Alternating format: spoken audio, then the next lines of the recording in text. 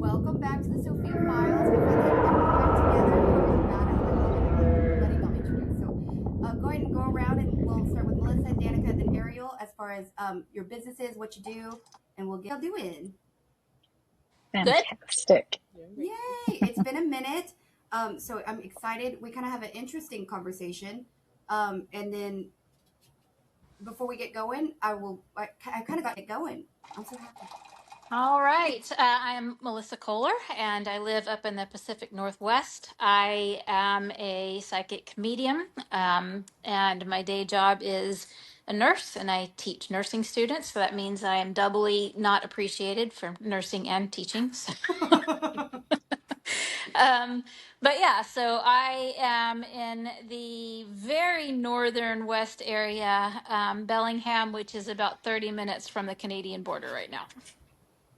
Nice, nice. And you've got a fair coming up, right? This weekend? I do, yes. I have a fair this weekend. It's in a town called Mount Vernon, which I'm really excited about because that means I only have to drive 30 minutes. And up here in PNW, it's like I've driven 6 hours to go to fairs before, Oh my and gosh. thankfully I have people I can carpool with. But yeah, these are not close. And there is one venue that is like 15 minutes from me, but for the most part, it is anywhere from 15 minutes to 4 hours from my house. So, yeah, I'm happy with this one. Well, good for you for doing it. Good for Yeah. you for keeping in this game because it can sometimes be that thankless feeling of a game. Yes. Miss Danica. Hi, I'm Danica Olson.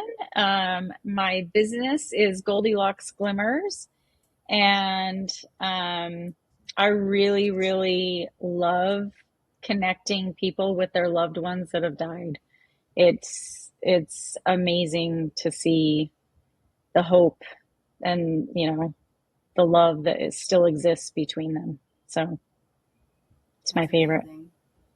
And Yeah. Ariel.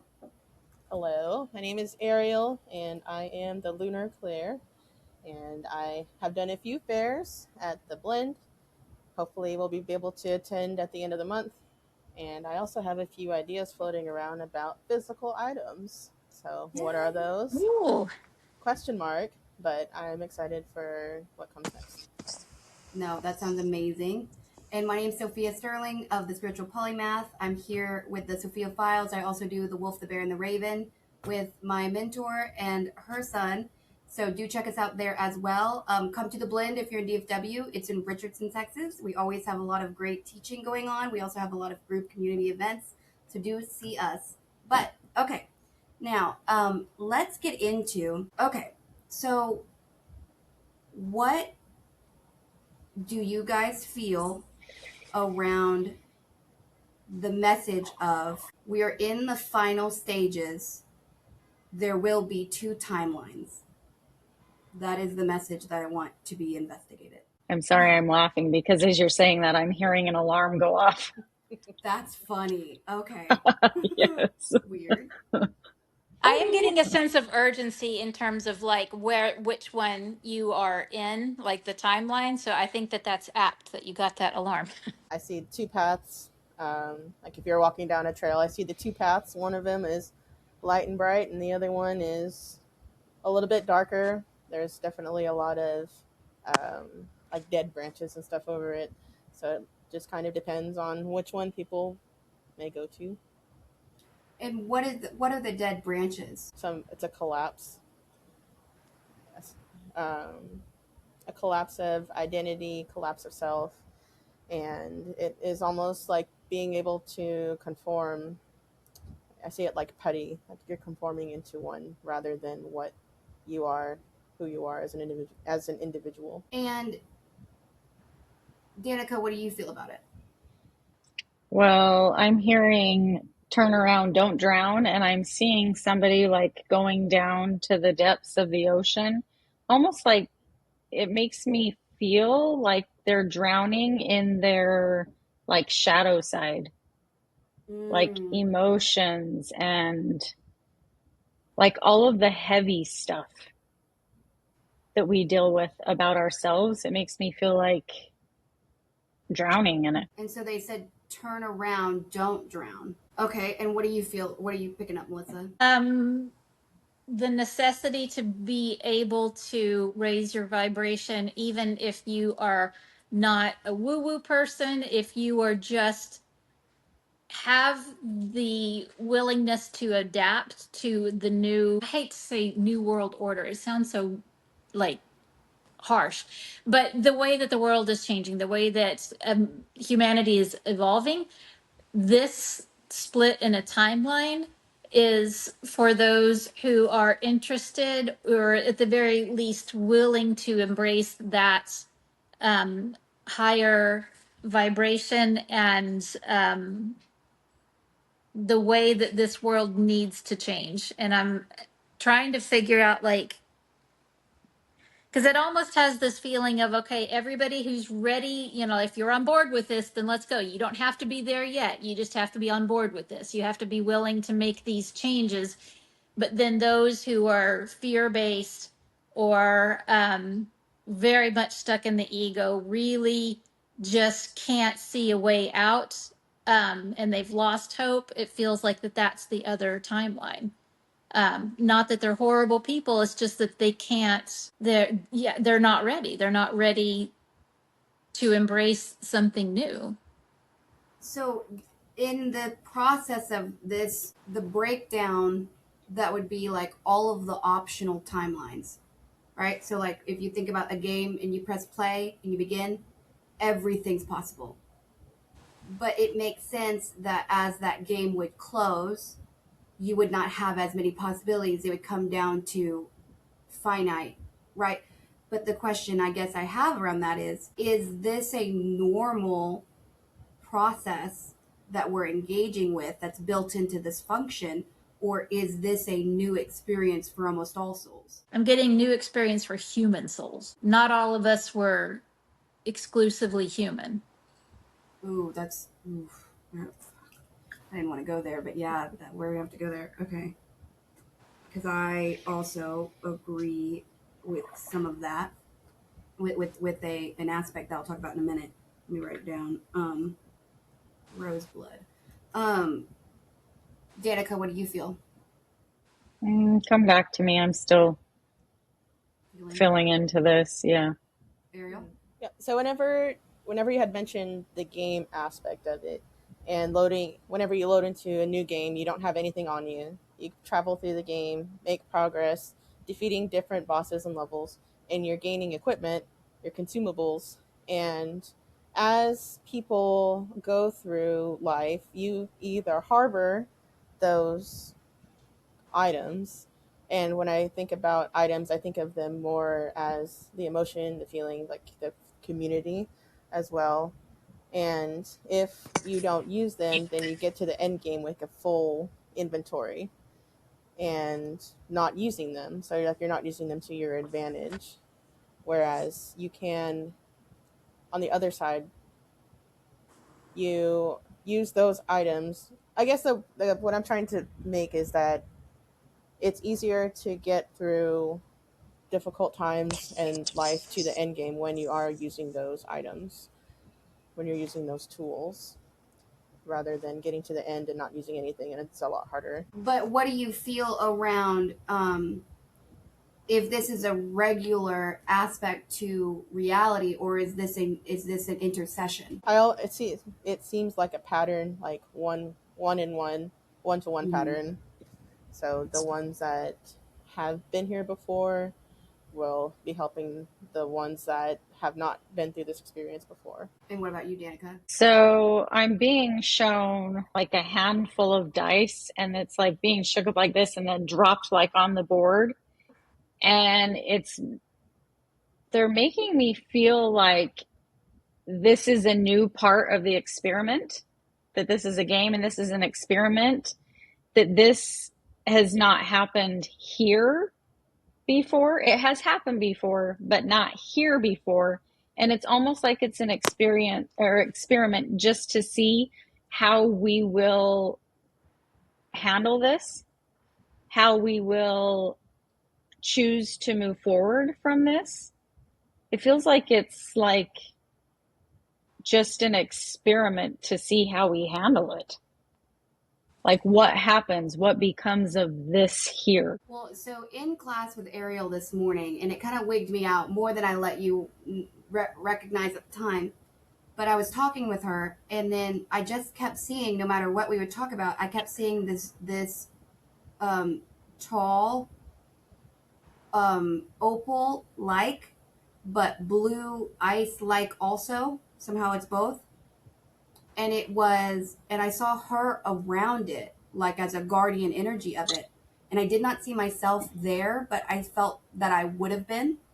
And as we dove into that, it came out that there was a protective element at play. And that, whatever that was, or whatever that is tuned to like the original thing we were doing, the original game, or like the thing, The the original blueprint. yes, yeah, the unmessed with blueprint. And that, to me, has more clarity of like, yes, there's always resets, and that's clear, and that's always going to be kind of, that's how we move new civilizations into the game. But Mm-hmm. there is this overlay, and for some reason that overlay is what is making this harder for us.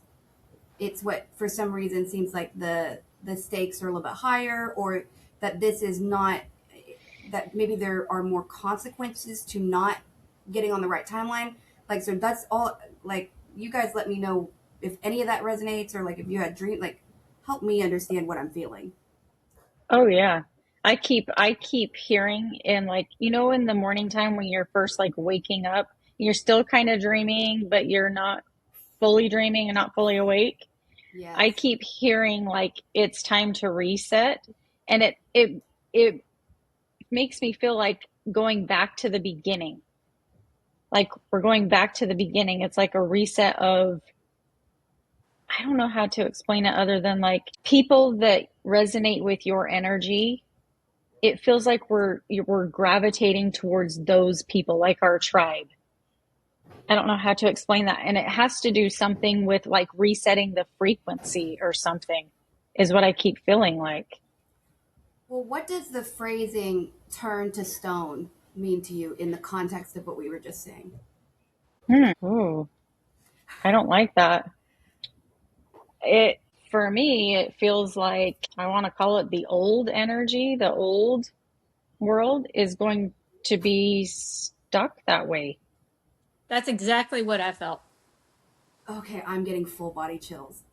So I Yeah. got the sensation like you either need to be prepared by the deadline, and getting yourself ready is part of that. And there, I do feel like there are people who are like, I don't know what's going on, but I'm with this. You know what I mean? So I don't think Mm-hmm. that it needs to be like everybody's got to be woo woo conscious. It's just that No. you have to be in that high. Oh, cat fight over here.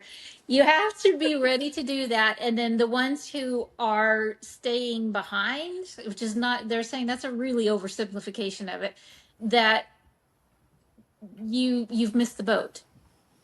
Like you're kind of stuck in whatever you got left. Like this is it. And I then don't know that why. timeline tapers. Or what do you feel, Ariel, if I were to like that, if I were to say the timeline tapers, what do you see with that? Almost like the color drains from the picture. Okay, we are so directly on top of the suspicion that I've been having, but I didn't want to say it to clarify it. This is exactly what I keep seeing. Essentially, it's so funny because I can hear someone's babies. Um, It's my blackjack. They have um, something to say.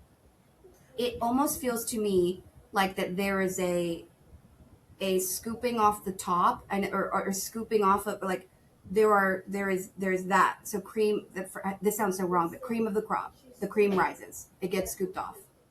That's what I'm seeing happen.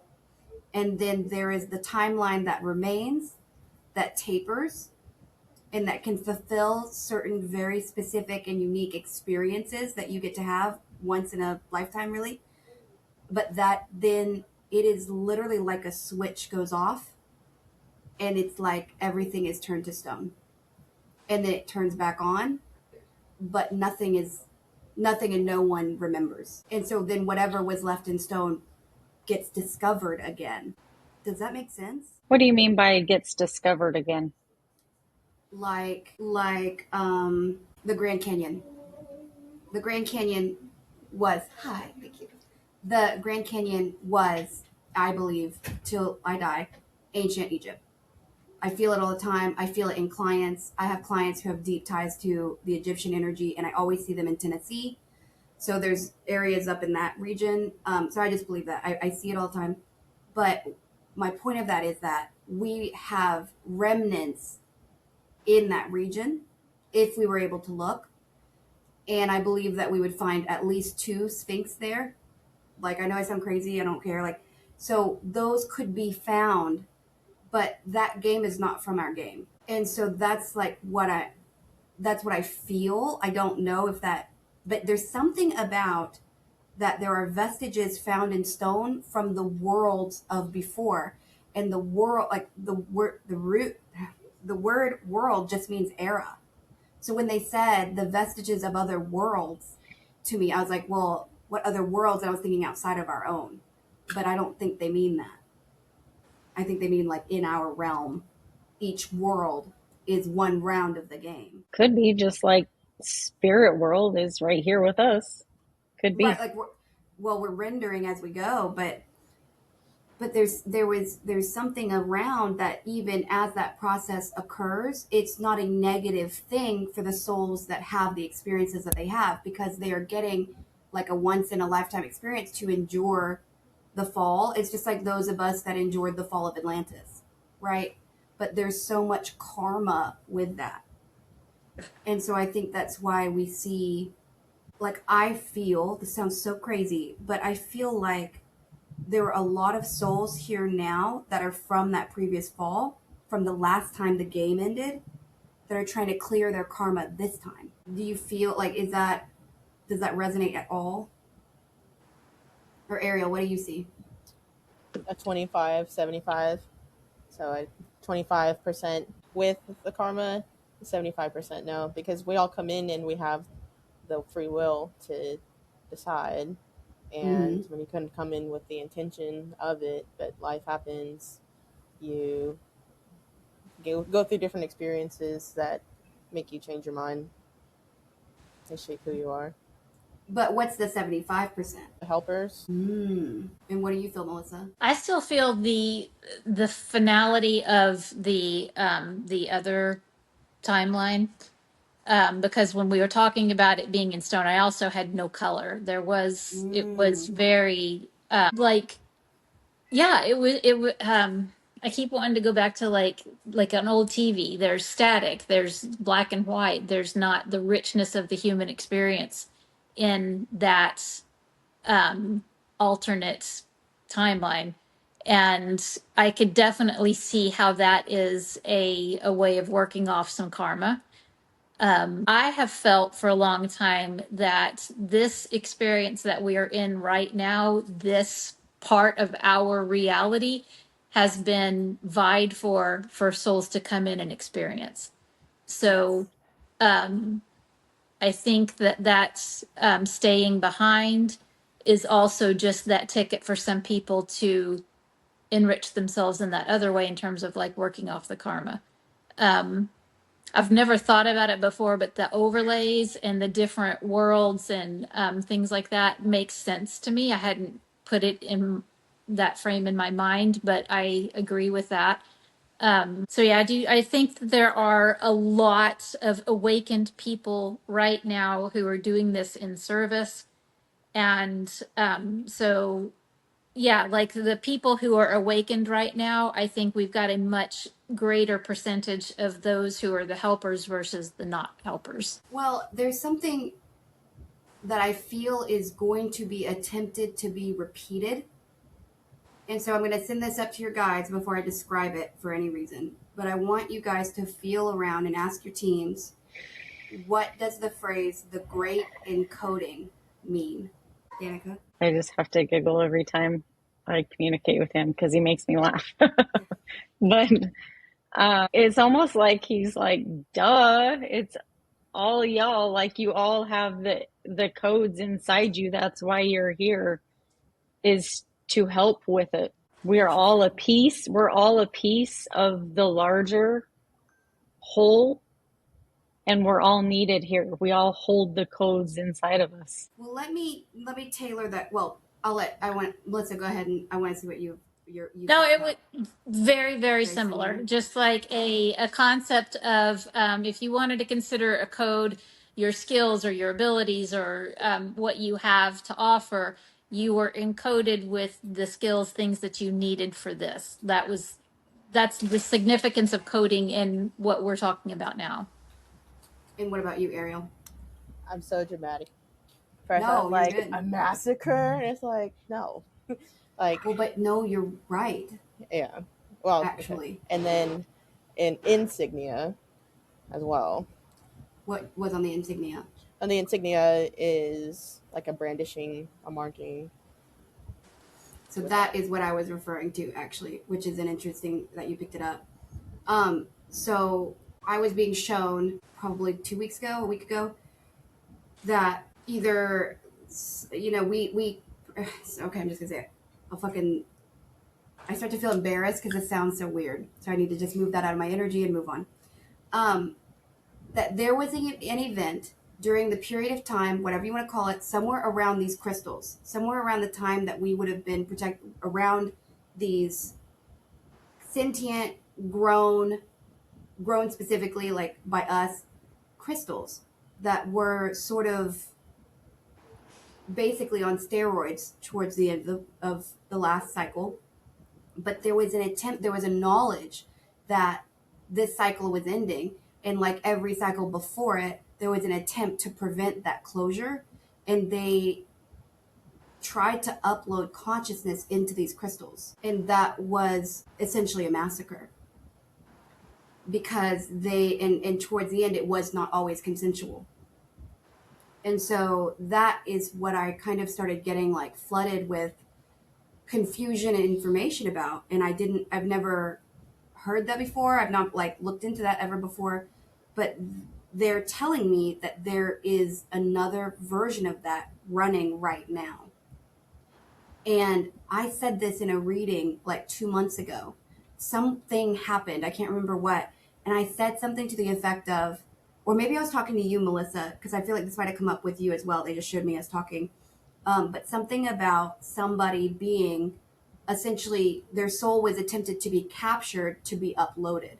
Do you remember us talking about this, Melissa? Vaguely, yeah. Vaguely, right? So that was the first time I ever had even heard about that there was an attempt to upload consciousness. So I did have an awareness of that was being done, but I don't know the math of it. But everything that runs our computers are crystals anyway. It's quartz crystal.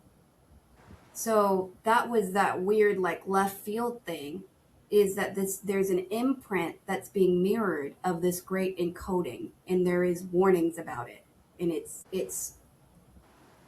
has something to do with now. I think it's AI related And because so what does that look like? What do you see? so we're starting to see, because AI grows and develops exponentially.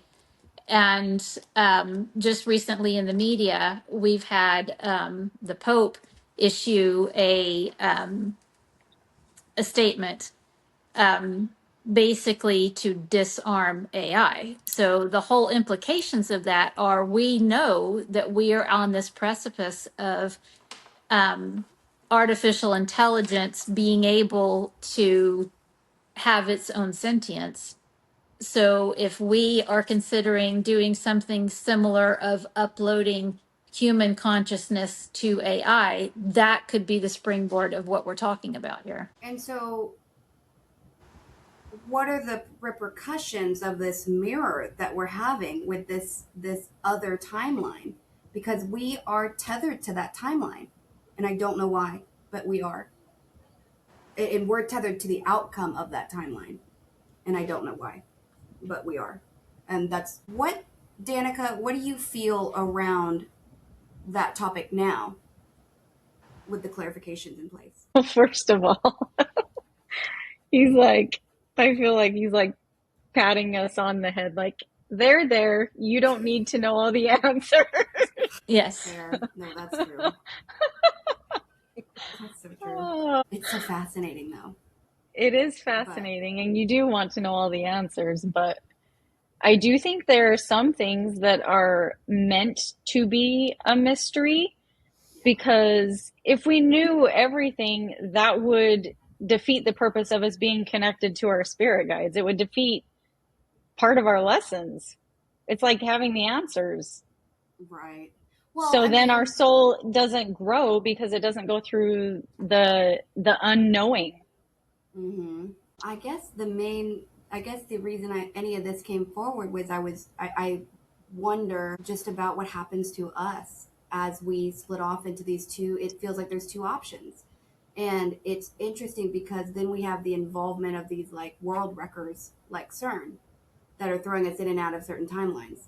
So it's just there's a lot of oscillation right now around our timelines and around our reality, and it's weird because it's like we're they keep showing me like ears popping of like sometimes your ear will pop and you're in this timeline, and then your ear will pop and you're in this other one. So that's where I'm trying to. That's why I kind of want to map this, but I recognize two to spirit. I'm like, you're right. I will stop asking if I need to. Well, I do have a question about that because I can't speak for anybody else, but I am curious. Have you guys felt like it was almost like you jumped timelines? Because I did. Like it literally felt like, oh my, I'm just living on a different timeline now. I've felt it many times. I think it seems like does happen more often now, like within the last few years. But yeah, even before I became aware of any of this, my husband and I both were like, what just happened? So yeah, I definitely feel that. They were just telling me that in terms of like the conversation that we're having now, they're just saying, just remember you're viewing it through the human lens, and you feel an urgency and you feel a like a severance almost in this concept when it's not. It's not nearly as urgent or catastrophic, or they're just like it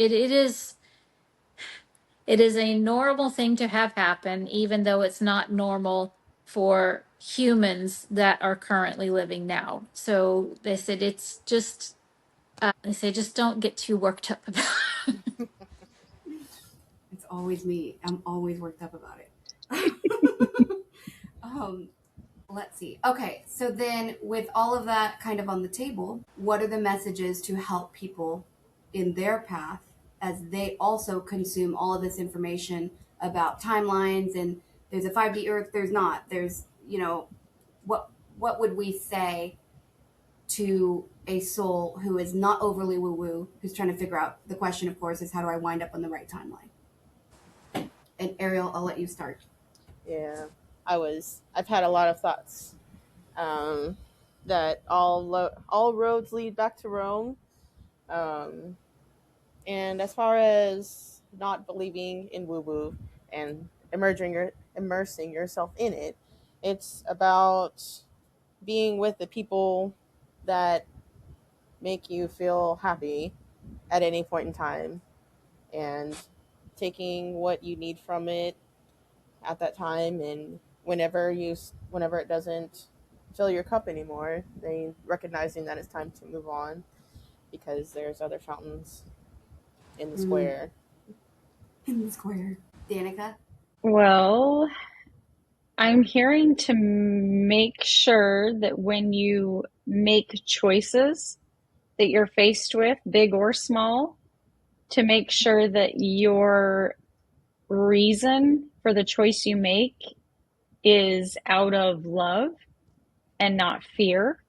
Mm, That all of your choices should be made out of, like, if you're in fear about something, you're making it just because you're in fear, it's not the right choice. That it should be out of love for yourself first, which a lot of people I think right now are feeling really selfish for some of the choices that they're faced with.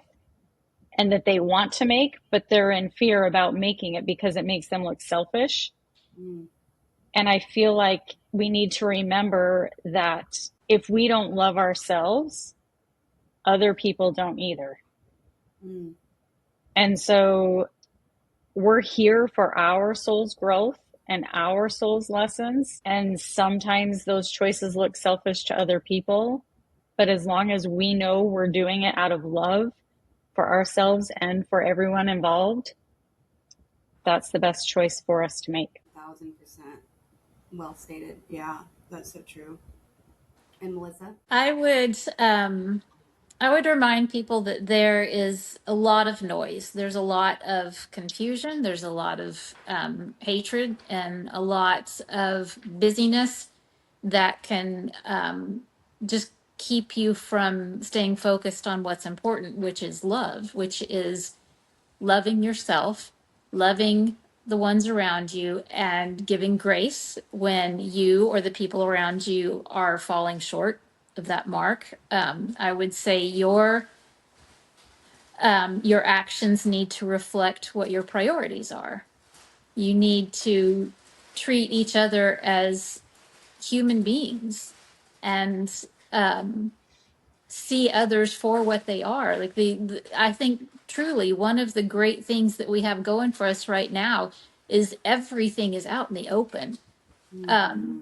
It is going to be increasingly more and more easy to determine what motivation people have, and your motivation should be born out of love. It should be about, it sounds very woo woo, but the souls are the what move us to the other side. We don't take the money, we don't take the hatred, we don't take the fear of not having enough money and the ailments that we have. We carry with us the experience that we get out of this human life, and consider what you want to take with you. And as you were talking, what's so interesting is I was feeling the message sort of we don't even take our language with us when we die.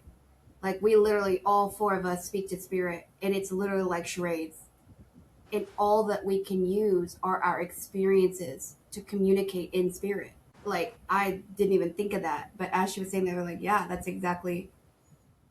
Yeah, I That's feel that cool. all the time too, because they will literally search through my bank in my brain to find some vision or Yes. something that makes sense of it. And when I've even asked like my main guide, I'm like, I wanted to come up with a better name for him other than just the initials of spirit guide. And so I was like, what name do you want? He's like, you can't even pronounce some of the names that I have had. What do you want to call me? Oh. So yeah. The only message that my team has and the energy that's coming through is my main guide. So, but he's saying that we have to get significantly less obsessed with the word why in our own story. And he said if we can just dilute and divest of the need to understand why when we come to our story, we take away so much off of our plate in this process of picking timelines. And instead, you can progress yourself forward into what do I want and what do I prefer and what do I feel. Because he's saying that even the mental health community itself, and the spiritual community itself as well, to a degree, but mental health more. He's kind of speaking about it like that. It gets you trapped in the why traps, and he finds that regrettable because it over identifies people to their traumas. And he's just saying let some of that go because that the only way you're going to be able to make the right choices for the right train stop, or what I always see as two trains, the only way that you're going to pick the right train is if you stop so deeply identifying with needing answers for questions that you don't really even know if you'll ever answer correctly. Why did that happen to you? Well, your guess is as good as mine. And then if you go out into spirit, there's probably reasons that you were not allowed to know. So you won't even come to the right why if you do conclude. So just to release some of that to allow yourself the chance to move forward with authenticity and love, like you guys said. Um, that's so Can I interesting. say something about that too? Because Yes, please. I have personal experience with that, with the death of my daughter. where I was stuck in the why and needing to know why it happened. And once I decided that the why actually doesn't really matter, it's how do I want to move forward from this? What do I want to come out of this and not be stuck in that? Because that's heavy. I mean, it's heavy for a lot of people.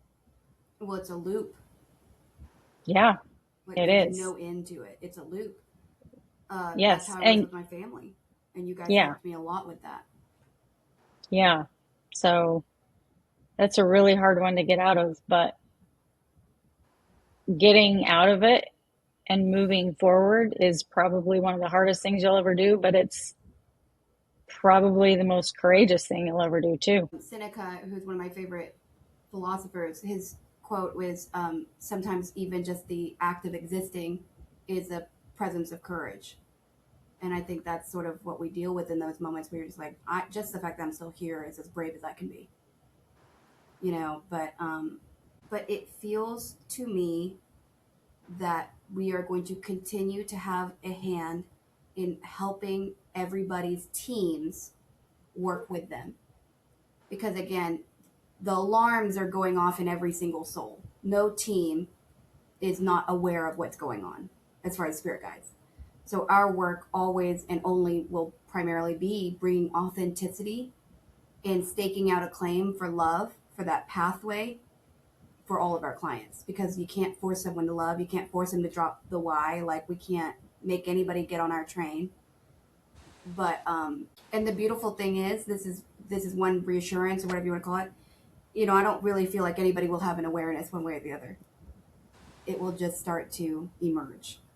And I do feel like, as far as one of the signs that we're going to see in the timeline that is idealized, is there will be an emergence of publicly stated free energy. And I just want to point to anybody who's catching this in 2026, the middle of it. Greenland, or was it Sweden? It's one of the Nordic countries. They just put out something that's kind of the beginnings of that, and I thought that was absolutely fascinating, because that is what I've been waiting for about a year and a half, because I knew that that was a marker. And so it seems like, at least in some regions of the world, this is going to come to pass. And if you want to Google it, it's the thing about how I think Finland has learned how to pull atmospheric energy from the air with no wires. So if you want to go read that, that was the thing. But when I saw that, I was like, okay, I feel like at least we're roughly on the right train. Because I remember that was the vision they showed. I remember begging them, being like, what will I see if we're moving towards the right way? And they said there will be an emergence of free energy. So I feel like they called it the final dawn. help me understand that. The final dawn, where things will be different, even if we don't know. I don't know. It's almost like a finale of something, and once we reach that point, that there's no going back after. And so I'm seeing like sunrises and sunsets. And it's going to be. I think that there will be a knowingness to those who will recognize it as the final dawn, the final sunset. It just feels that it's going to be a turning point. Well, I feel that too. I feel that there is something about this cycle that's a little bit different than before, or that we've hit the right number. That's the other weird thing I keep hearing. I keep feeling is almost like I keep seeing seven, and I keep feeling like we're on the seventh turn, or we're like the seventh whatever. And for whatever reason, that's a number of importance for us. And there's something about seven divine sparks, and I don't know what any of that means. But Well, what about like the seven? Think about it, the 7 days of the week. well, we have seven chakras, and we have so that it shows up a lot. But I've never read anything. I have no understanding around how many loops are allowed. But there's something about us being either on the cusp of seventh or finishing out the seventh, and I don't even know. Like, I could just be crazy. I don't know what that is really, but there is something. I just saw a bunch of crystal falling from the sky. but I saw it like that I would have been on the ground, and it would have been normal that those were in the air, and it would have been not normal that they were falling.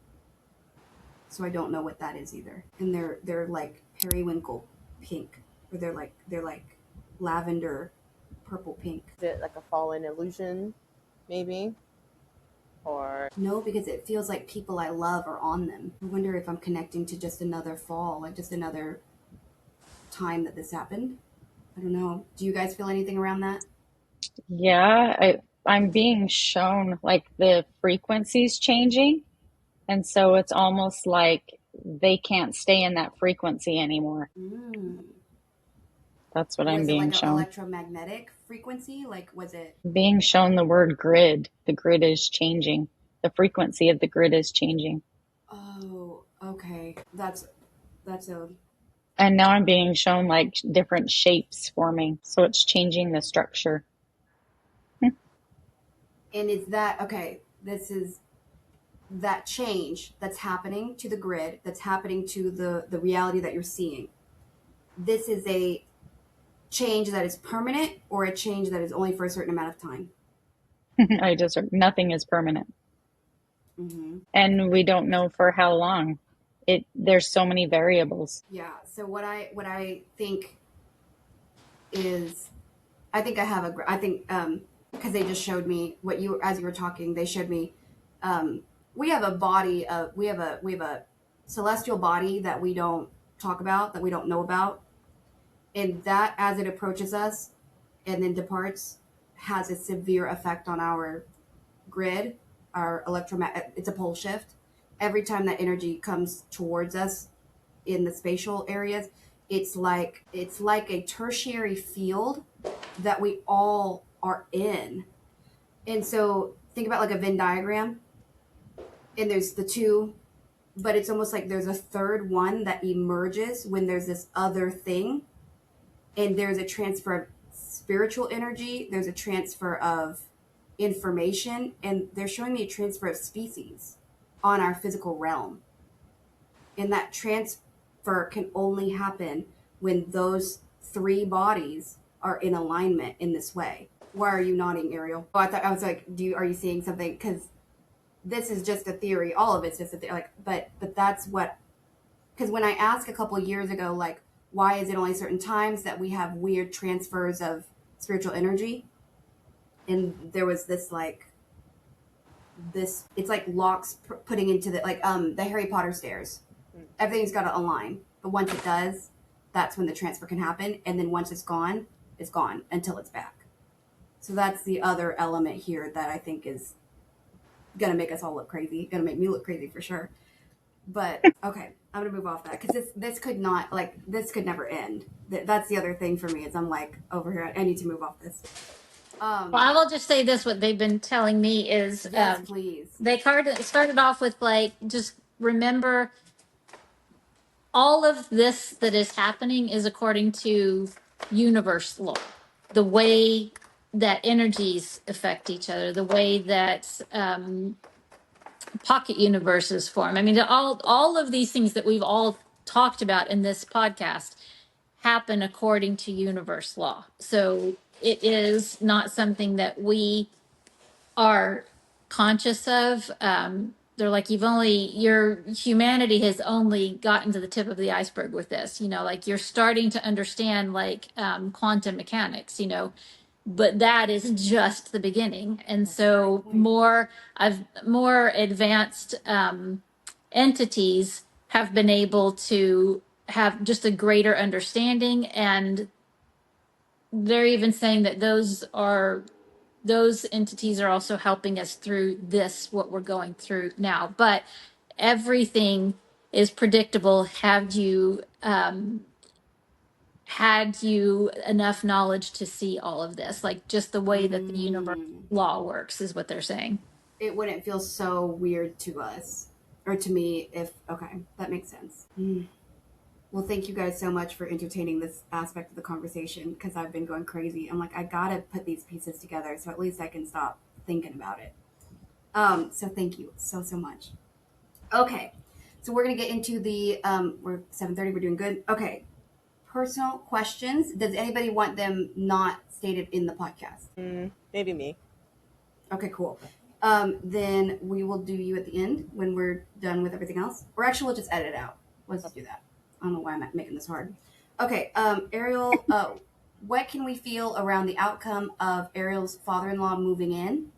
And then I'd also like to pitch on top of that question, what does Ariel need to do to protect herself if this does come across, if he does move in? Because it's a tight house. So I just want to make sure we get clarity for her path too. I just heard double-sided healing, and it's involving him and your kids. Double-sided healing? Yeah. And set the tone with your kids towards him of being purely empathetic, almost, and they're kind of placing it almost towards pity, because that will bring some of the empathy out of them that needs to be brought out of them a little bit. And then of course also to your husband's father will also receive it quite well. He does need some love. What are you feeling, Melissa? Same things. It was a you need to be active in managing the energy of your space and being that little bit of a buffer between like the kids, the husband, the father-in-law. But I do like what Sophia said about teaching the kids to approach the situation with empathy, because there's nobody who wants to move into another person's home and family, so there's definitely going to need to be some grace and space held for the father-in-law. I don't think that it's going to be long. I'm feeling like it's a few months. But I also feel like there's another more permanent solution for his living situation that you also need to participate in with helping find that. I get the feeling that he is going to be a little reluctant to put in some extra effort, but he's also in a mode of not doing too well with caring for his whole self. So he may be preoccupied. But I do feel like for you personally, to just make sure that you are taking care of yourself and you're getting yourself the time alone that you need when you need it, and that you're not just doing for everyone else and not taking care of yourself. Say something. Yeah, as far as like the kids and the empathy, we've had somebody living with us for 6 years. For like 4 years, it was my husband's coworker, which became one of my best friends, and then for the last year and a half, it's been my brother-in-law, Chris's brother, that's been living with us, and now his dad coming to live with us. So I mean, the kids are ready to have the house to themselves. So like, I just don't understand why he has to move in. Like, well, he's lost somebody that he's been with since he was 15 years old, a child, basically, and he doesn't know what to do right now. He's lost, and I feel like having him here will be helpful for him, to not Phrase feel it so as a alone. protection of him. Hmm? Phrase it as a protection of him. That your family is offering him love and support and protection during this time of pain and loss. Yeah. Because that, for some reason, that resonates, or there's more identity to that. There's more mission to that than the other. And Danica? Well, I keep hearing fake it till you make it, and I keep being shown you that having like this big grin on your face. Like there's something about you smiling, like, and then being shown you in the kitchen in the morning. There's something about seeing you smiling that's going to like soften some of his emotions, is what I'm feeling. Like it's going to be a safe like healing space for him. There's something about your energy that is very healing for him.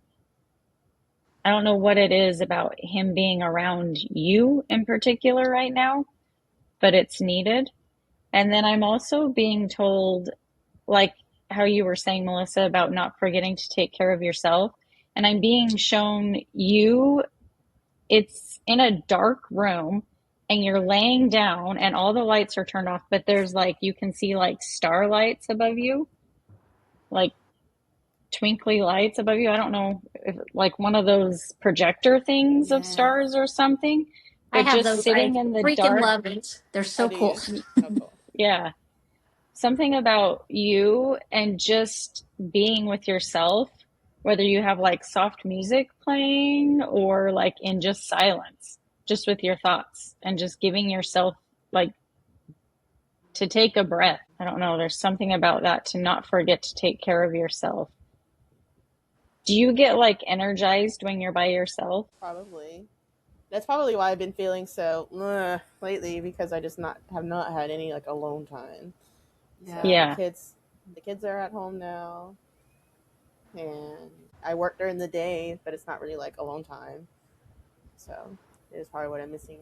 And talking about just laying in the dark, like under the night sky, even if it's artificial, um, makes me a little emotional. I think it's almost like reminiscent of home, and it's Mm. just a temporary housing situation.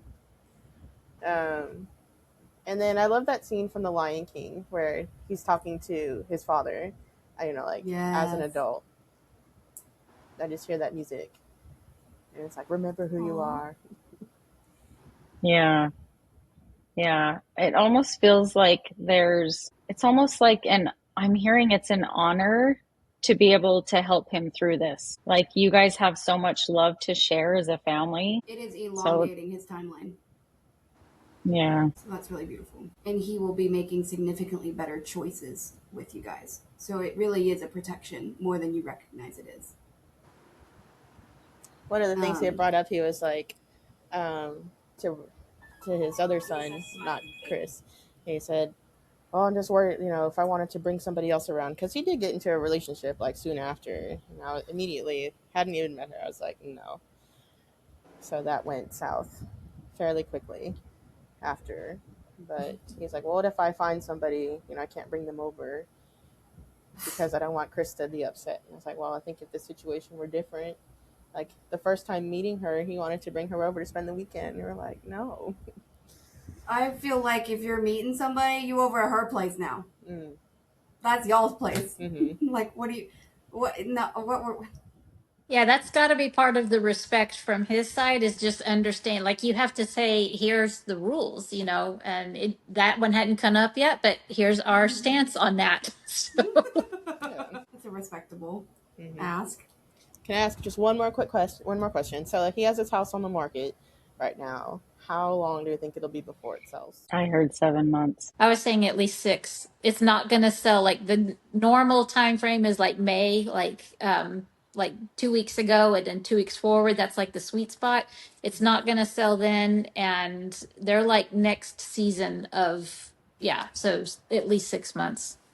I feel like it's going to be around spring of next year. Oh, wow, so far. Like, That's a I really don't, long I time. feel like January, February, March, April, May. So that would be, I feel like there's going to be a bite at the end of February, but there's some, it's going to, like, you're going to you're going to deal with a false alarm, but then it's going to go on that second bite. That's what I was feeling too. I said it's not going to be this first round. It's going to be the second one. And and there's nothing that he needs to be doing to make it more ready. It's just a timeline thing. Mm. I mean, he's like selling stuff left and right. He's gotten rid of the couches. He's gotten rid of the bed. Well, And I just mean from the perspective of putting money into the property itself. mm, There's nothing that needs to be like revamped. It really just will go because of the property it's on. But yeah, I agree with their timeline. I feel like it's because we're 6 months in now, so for it to go for about 7-8 months for it to be at the end of February, which is sort of where I'm seeing that first bite. Who are the current? What happened to the residents that were in it? I don't know, but they actually were really good friends with the neighbor, and the neighbor had reached out to them, and they said that they regret selling the property, and so they were made aware that the property has come back up for sale. There's something about the previous. There's something around. There's relevancy to that for some reason. Either, but I don't know. I don't think that they rebuy it. That's not what I'm seeing. Mm. Hmm. Maybe it's Um. through somebody that knows them. Yeah, like there's something familiar. So it's going. Yeah. Because I also okay, so this is the crapshoot that I don't really feel has a lot of energy, but there's something around 4 months. For some reason, I immediately saw something related to that, specifically him in his residency. So I don't know if he moves out of from you guys after 4 months, but there's something to do with your father-in-law's residency that will there's in 4 months we're gonna have some movement as well. So is that when he's gonna maybe that's when he's gonna move in with you guys? Mm. Would that be around 4 months? It could. Like, I really don't know like what the timeline is. You know, there Yeah. he wants to start moving stuff this weekend. We got our storage over by us.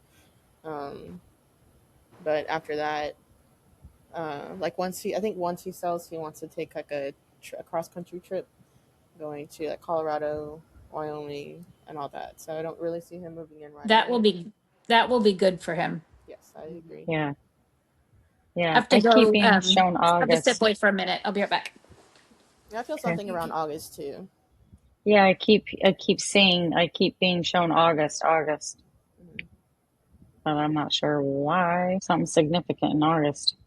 My baby's birthdays. Ooh, fun. Oh, that is right. Yeah, you're Leos. Oh, they're Virgos. Oh, they're Both Virgo. of them. Both of them. Very rigid. And what are you? A Libra. Oh, yeah, that's not really your bag. Hmm?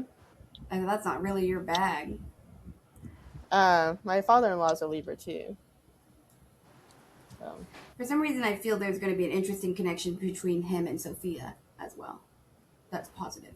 um, I But that's, kind of, I kind of wonder if it is more of her identity as a person, like, her not sexual. I guess like her sexuality and like just her character, because she doesn't really like in all her games that she's playing. It's so funny.